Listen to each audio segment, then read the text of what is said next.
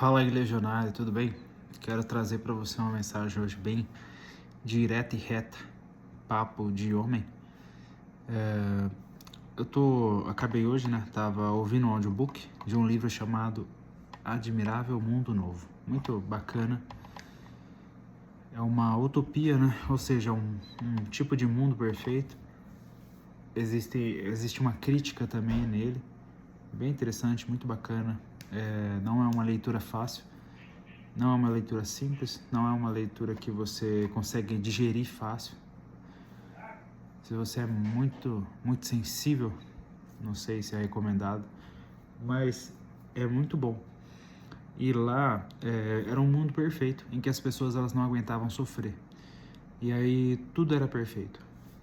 As pessoas elas eram destinadas para cada ponto da sociedade, desde quando eram apenas um embrião, desde quando eram um espermatozoide fecundado no óvulo.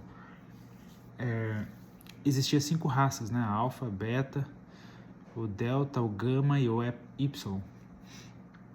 E essas 5 raças aí, alguns eram preparados para ser os melhores, os alfas, alguns eram preparados para ser trabalhadores na sociedade, uns eram preparados para serem os piores da sociedade, os Ys. Então, desde pequenos eles eram forçados a serem, desde embriões, eles eram jogados no frio, eles colocavam álcool nas células para eles quase chegarem a ponto de morrerem, e aí eles tiravam o oxigênio daquelas células, daqueles embriões, na verdade, para que eles nascessem bem pequenos, pouco desenvolvidos, ignorantes no conhecimento, na ciência. E aquela sociedade se tornou uma sociedade estável, perfeita, longe de Deus, sem Deus. Deus para eles era como se fosse o criador de todas as máquinas, o criador de toda aquela modernidade. Esse era o único Deus. E eles tinham um momento, uma sessão de hipnoterapia. Hipnoterapia é como se fosse, enquanto eles dormiam, milhares de vezes, até milhões de vezes, eram repetidas palavras que eram as leis da sociedade. Era uma terapia de hipnose enquanto eles dormiam. É muito interessante esse filme. Aliás, é um livro que se tornou filme também. Muito interessante. E tem um ponto interessante lá, que é quando você sofria de qualquer forma. Qualquer coisinha que estava desagradável. Eles tinham um tipo de droga chamada soma. Todo dia de trabalho você recebia, acho que 1,5 grama de soma. E aí você tomava e ficava tudo beleza, você esquecia de tudo. Você acordava e o máximo que poderia acontecer é um pequeno desconforto de nada.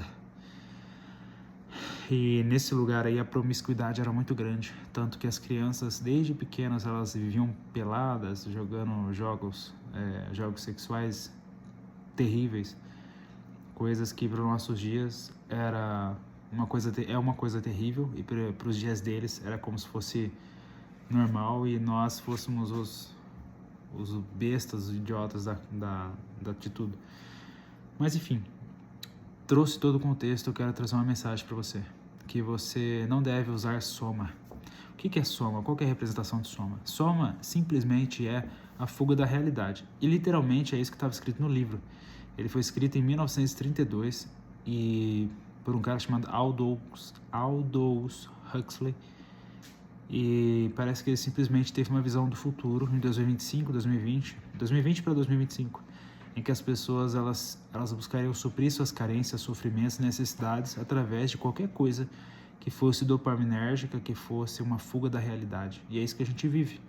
Existem pessoas que vão raso e amam redes sociais, amam esportes acima de tudo, idolatram, amam jogos que viciam, amam o trabalho mais do que a família, o ministério mais do que a família.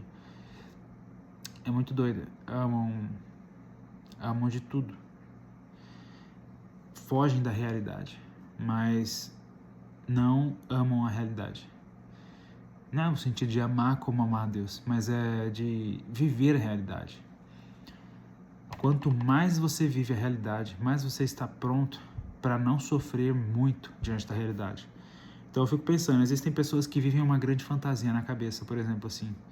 Esses dias eu tive a oportunidade de estar participando de um velório, e aí eu pensei em pessoas que vivem uma fantasia, por exemplo, assim, meu esposo, meu filho, meu pai, meu neto, perdi uma pessoa. Se eu vivesse na fantasia de um amor com essa pessoa, uma fantasia de que ele sempre vai estar comigo e de que mal nenhum poderia vir, e tipo assim, não vivesse a realidade das coisas, que a gente está sujeito à morte, né? A gente está sujeito a chegar à nossa vez de forma de repente, se a gente não cuidar da saúde, se acontecer um acidente. Quanto menos ela vive na realidade dos fatos, mais ela tende a sofrer com a realidade.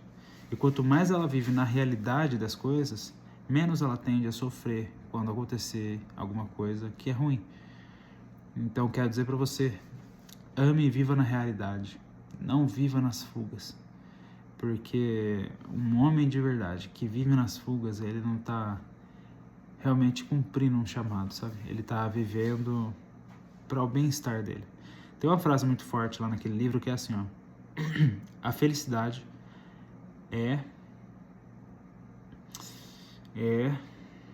a felicidade ele dá um sentido, é como se fosse a coisa mais exigente do mundo, ao ponto de naquela sociedade eles abrirem mão da verdade, abrirem mão do que é belo, para que eles pudessem simplesmente serem felizes. Então eles estavam ignorando toda a verdade. Aí o cara que é o administrador mundial diz pro Selvagem, que é um dos atores principais: a felicidade é muito exigente, e eu sei que é ruim para a verdade, mas nós precisamos abrir mão da verdade. Nós aqui precisamos, para ter felicidade, abrir mão da verdade e abrir mão do que é belo, para que a gente tenha comodismo e felicidade. Então, assim, se você quiser comodismo e felicidade, né? Felicidade tem vários tipos de sentidos, né? Mas, assim, se você quiser ser conformado e acomodado, pare de pensar, pare de refletir, pare de sonhar e pare de viver a realidade. Você vai viver uma vida monótona, carregada pelos seus prazeres, dominada pelos seus prazeres, e não vai viver uma vida que Deus tem te chamado. Mas se você vivendo a realidade, mesmo que sofrendo, mesmo que passando por dores, sendo moldado, sendo trabalhado por cada uma delas, não fugindo da realidade, você vai ter uma tendência muito forte a viver uma vida dentro da verdade e dentro daquilo que é belo. E é isso, não use soma, não use a fuga da realidade, mas enfrente ela todos os dias, que você vai ser forjado nisso. Se essa mensagem aqui fez sentido, manda para mais alguns homens e convida eles aí para estar participando do nosso grupo aí, tá bom? Deus abençoe. Eu gostaria de ter mais interação aqui entre nós. Então, se você viu esse vídeo aqui e achou top, comenta aí também. Grande abraço, hein? Respira fundo aí.